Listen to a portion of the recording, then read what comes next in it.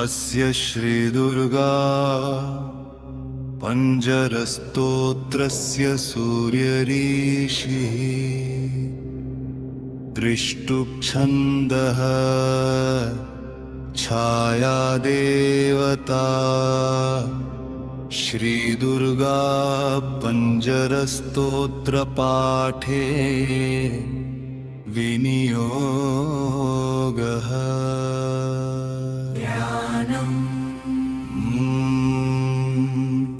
हेमप्रख्यामिन्दु खण्डात्तमौलिम् शङ्खाभीष्टभीतिहस्तां त्रिनेत्रां हेमाब्जस्थां पीनवस्त्रां प्रसन्नां देवीं दुर्गां दिव्यरूपां नमामि।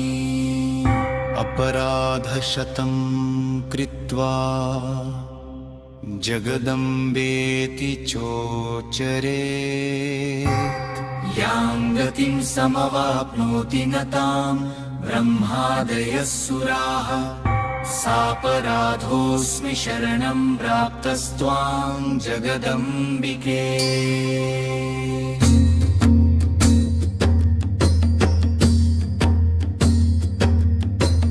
मार्कण्डेय उवाच दुर्गे दुर्गप्रदेशेषु दुर्वाररिपुमर्दिनी मर्दयित्री रिपुश्रीणां रक्षां कुरु नमोऽस्तु ते। पतिदेवालये वर्गे अरण्ये पर्वते जले सर्वत्रोपगते दुर्गे दुर्गे रक्ष नमोऽस्तु ते। दुःस्वप्ने दर्शने घोरे घोरे निष्पन्नबन्धने महोत्पाते च नरके दुर्गे रक्ष नमोऽस्तु ते।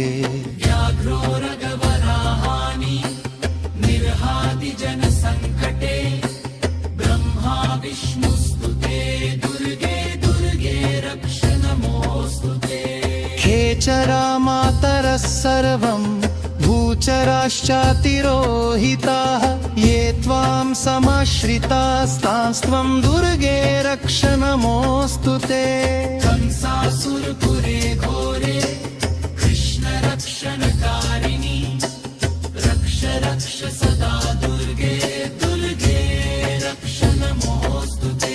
अनिरुद्धस्य रुद्धस्य दुर्गे बाणपुरे पुरा वरदे त्वं महाघोरे दुर्गे रक्ष नमोऽस्तु ते। देवद्वारे नदीतीरे राजद्वारे च सङ्कटे पर्वतारोहणे दुर्गे दुर्गे रक्ष नमोऽस्तु ते।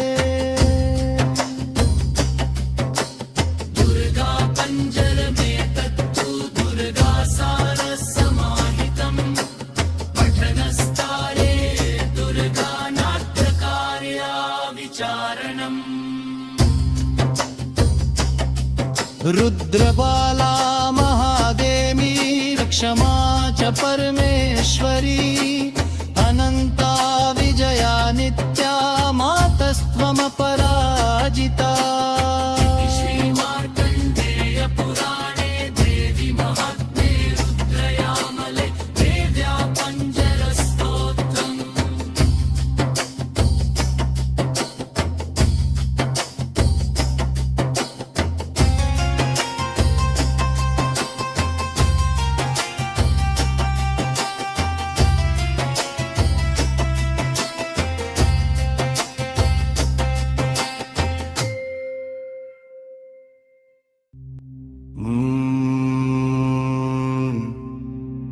अस्य श्रीदुर्गा पञ्जरस्तोत्रस्य सूर्यऋषिः दृष्टुप्छन्दः छायादेवता श्रीदुर्गा पञ्जरस्तोत्रपाठे विनियोगः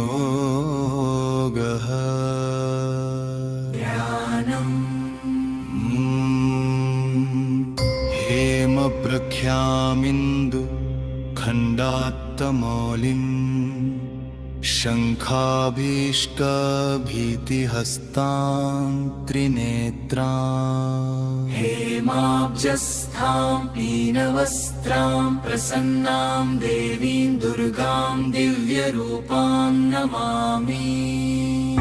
अपराधशतं कृत्वा जगदम्बेति चोचरेत् यां गतिं समवाप्नोति न तां ब्रह्मादयः सुराः सापराधोऽस्मि शरणं प्राप्तस्त्वां जगदम्बिके।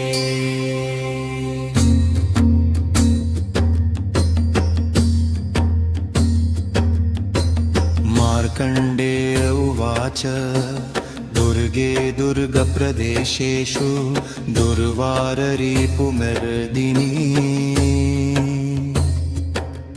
मर्दयित्री रिपुश्रीणां रक्षां कुरु नमोऽस्तु ते। पतिदेवालये पर्गे अरण्ये पर्वते जले सर्वत्रोपगते दुर्गे दुर्गे रक्ष नमोऽस्तु ते। दुःस्वप्ने दर्शने घोरे घोरे निष्पन्नबन्धने महोत्पाते च नरके दुर्गे रक्ष नमोऽस्तु ते। व्याघ्रो रगवराहानि निर्हाति जनसङ्कटे ब्रह्मा विष्णुस्तुते दुर्गे दुर्गे रक्ष नमोऽस्तु ते। खेचरा मातरः सर्वं भूचराश्चातिरोहिताः ये त्वां समाश्रितास्तास्त्वं दुर्गे रक्ष नमोऽस्तु ते। कंसासुरपुरे घोरे कृष्ण रक्षणकारिणि रक्ष रक्ष सदा दुर्गे दुर्गे रक्ष नमोऽस्तु ते। अनिरुद्धस्य रुद्धस्य दुर्गे बाणपुरे पुरा वरदे त्वं महाघोरे दुर्गे रक्ष नमोऽस्तु ते। देवद्वारे नदीतीरे राजद्वारे च सङ्कटे पर्वतारोहणे दुर्गे दुर्गे रक्ष नमोऽस्तु ते। दुर्गा पञ्जरमेतत्तु दुर्गा सारसमाहितम् पठनस्तारे दुर्गा नाट्यकार्या विचारणम्। रुद्रबाला महादेवी क्षमा च परमेश्वरी अनन्ता विजया नित्या मातस्त्वमपराजिता।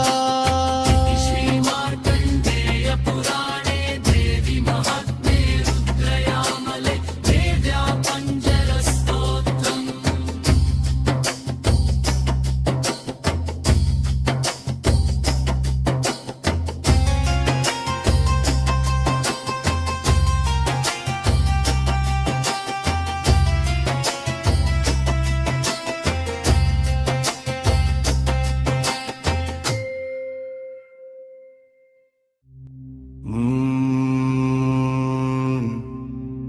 अस्य श्रीदुर्गा पञ्जरस्तोत्रस्य सूर्यऋषिः दृष्टुप्छन्दः छायादेवता श्रीदुर्गा पञ्जरस्तोत्रपाठे विनियोगः।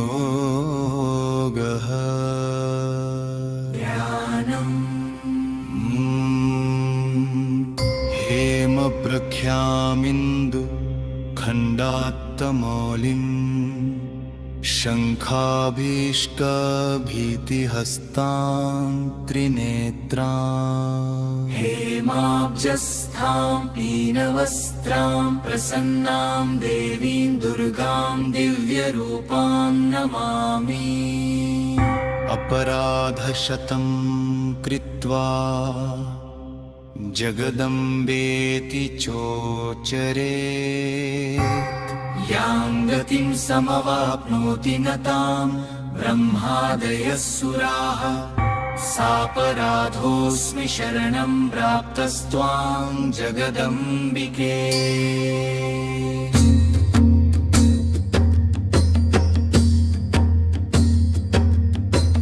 मार्कण्डेय उवाच दुर्गे दुर्गप्रदेशेषु दुर्वाररिपुमर्दिनी मर्दयित्री रिपुश्रीणां रक्षां कुरु नमोऽस्तु ते। पतिदेवालये पर्गे अरण्ये पर्वते जले सर्वत्रोपगते दुर्गे दुर्गे रक्ष नमोऽस्तु ते। दुःस्वप्ने दर्शने घोरे घोरे निष्पन्नबन्धने महोत्पाते च नरके दुर्गे रक्ष नमोऽस्तु ते।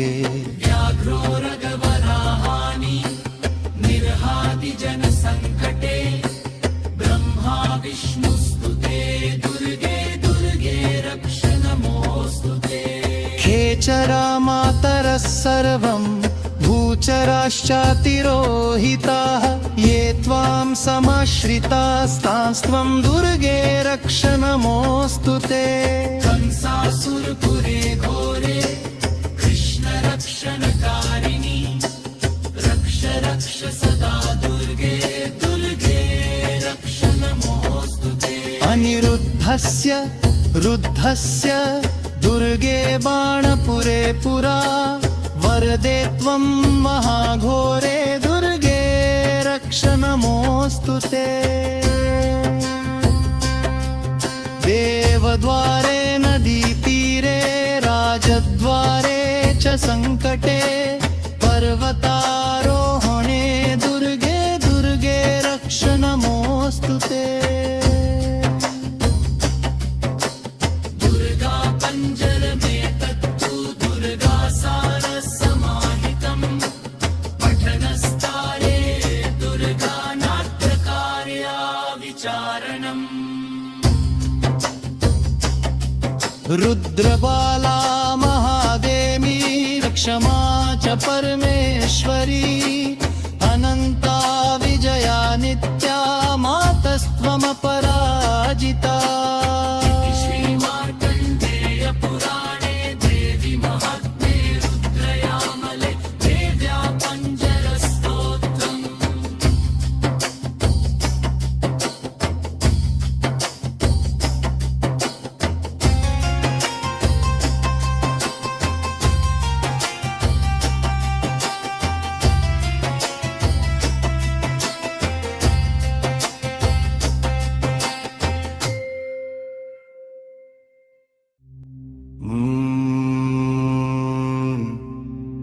अस्य श्रीदुर्गा पञ्जरस्तोत्रस्य सूर्यऋषिः त्रिष्टुप्छन्दः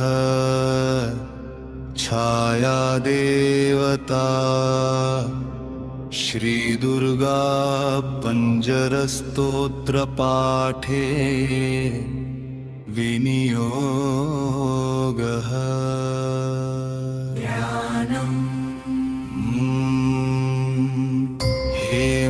हेमप्रख्यामिन्दु खण्डात्तमौलिं शङ्खाभीष्टभीतिहस्तां त्रिनेत्रां हेमाब्जस्थां पीनवस्त्रां प्रसन्नां देवीं दुर्गां दिव्यरूपां नमामि।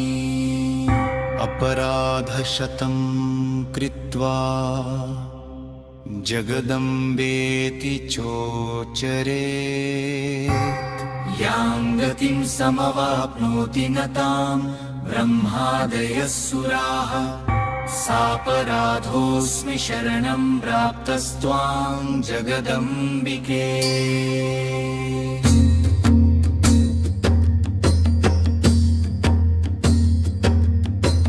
मार्कण्डेय उवाच दुर्गे दुर्गप्रदेशेषु दुर्वाररिपुमर्दिनी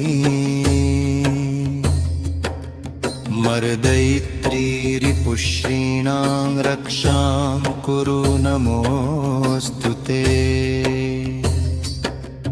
पतिदेवालये पर्गे अरण्ये पर्वते जले सर्वत्रोपगते दुर्गे दुर्गे रक्ष नमोऽस्तु ते। दुःस्वप्ने दर्शने घोरे घोरे निष्पन्नबन्धने महोत्पाते च नरके दुर्गे रक्ष नमोऽस्तु ते। व्याघ्रो रगवराहानि निर्हादि जनसङ्कटे ब्रह्मा विष्णुस्तुते दुर्गे दुर्गे रक्ष नमोऽस्तु ते। खेचरा मातरः सर्वं भूचराश्चातिरोहिताः ये त्वां समाश्रितास्तांस्त्वं दुर्गे रक्ष नमोऽस्तु ते। कंसासुरपुरे घोरे कृष्ण रक्षणकारिणि रक्ष रक्ष सदा दुर्गे दुर्गे रक्ष नमोऽस्तु ते। अनिरुद्धस्य रुद्धस्य दुर्गे बाणपुरे पुरा वरदे त्वं महाघोरे दुर्गे रक्ष नमोऽस्तु ते। देवद्वारे नदीतीरे राजद्वारे च सङ्कटे पर्वतारोहणे दुर्गे दुर्गे रक्ष नमोऽस्तु ते। दुर्गा पञ्जर में तत्तु दुर्गा सार समाहितं पठनस्तारे दुर्गा नाट्यकार्या विचारणम्। रुद्रबाला महादेवी क्षमा च परमेश्वरी अनन्ता विजया नित्या मातस्त्वमपराजिता। श्रीमार्कण्डेय पुराणे देवी महात्म्ये रुद्रयामले देव्या पञ्जरस्तोत्रम्।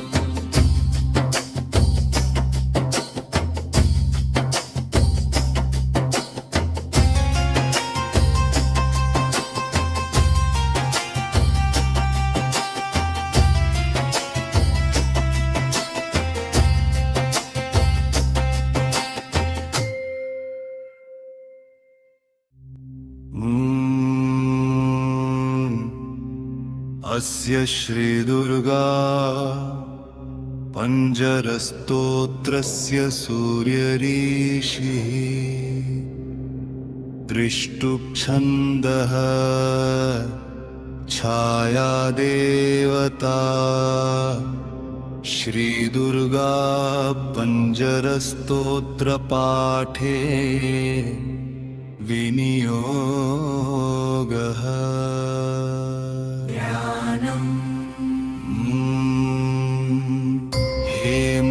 हेमप्रख्यामिन्दु खण्डात्तमौलिम् शङ्खाभीष्टभीतिहस्तां त्रिनेत्राम् हेमाब्जस्थां पीनवस्त्रां प्रसन्नां देवीं दुर्गां दिव्यरूपां नमामि। अपराधशतं कृत्वा जगदम्बेति चोचरे यां गतिं समवाप्नोति न तां ब्रह्मादयः सुराः सापराधोऽस्मि शरणं प्राप्तस्त्वां जगदम्बिके।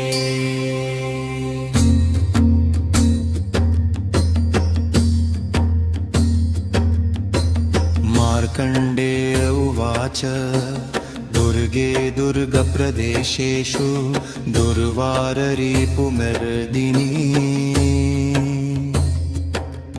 मर्दयित्री रिपुश्रीणां रक्षां कुरु नमोऽस्तु ते। देवालये वर्गे अरण्ये पर्वते जले सर्वत्रोपगते दुर्गे दुर्गे रक्ष नमोऽस्तु ते। दुःस्वप्ने दर्शने घोरे घोरे निष्पन्नबन्धने महोत्पाते च नरके दुर्गे रक्ष नमोऽस्तु ते। व्याघ्रो रगवराहानि निर्हाति जनसङ्कटे ब्रह्मा विष्णुस्तुते दुर्गे दुर्गे रक्ष नमोऽस्तु ते। खेचरा मातरः सर्वं भूचराश्चातिरोहिताः ये त्वां समाश्रितास्तांस्त्वं दुर्गे रक्ष नमोऽस्तु ते। कंसासुरपुरे घोरे कृष्ण रक्षणकारिणि रक्ष रक्ष सदा दुर्गे दुर्गे रक्ष नमोऽस्तु ते। अनिरुद्धस्य रुद्धस्य दुर्गे बाणपुरे पुरा वरदे त्वं महाघोरे दुर्गे रक्ष नमोऽस्तु ते। देवद्वारे नदीतीरे राजद्वारे च सङ्कटे पर्वतारोहणे दुर्गे दुर्गे रक्ष नमोऽस्तु ते।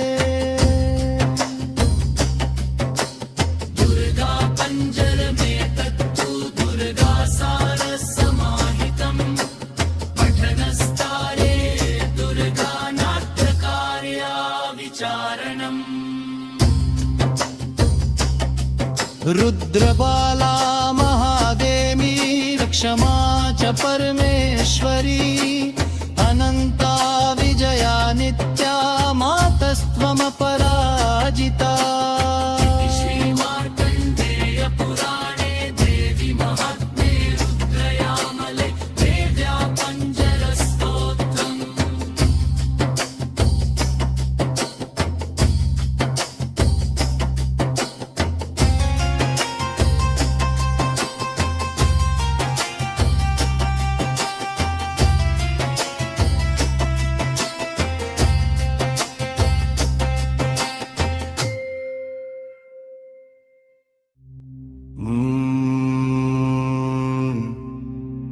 अस्य श्रीदुर्गा पञ्जरस्तोत्रस्य सूर्यऋषिः दृष्टुप्छन्दः छायादेवता श्रीदुर्गा पञ्जरस्तोत्रपाठे विनियोगः।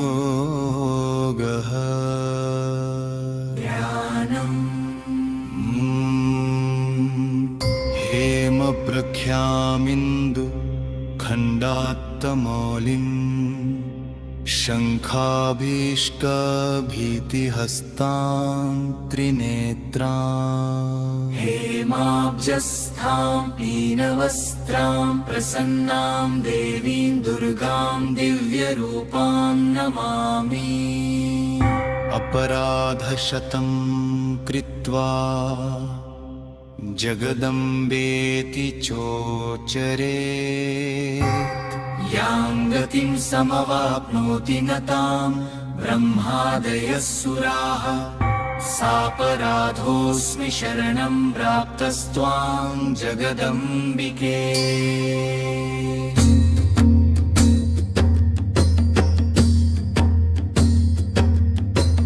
मार्कण्डेय उवाच दुर्गे दुर्गप्रदेशेषु दुर्वाररिपुमर्दिनी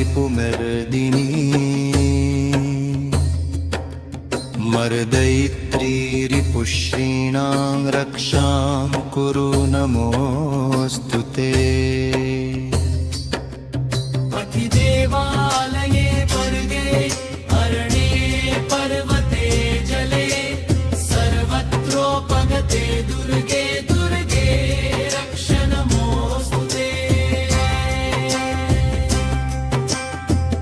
स्वप्ने दर्शने घोरे घोरे निष्पन्न बन्धने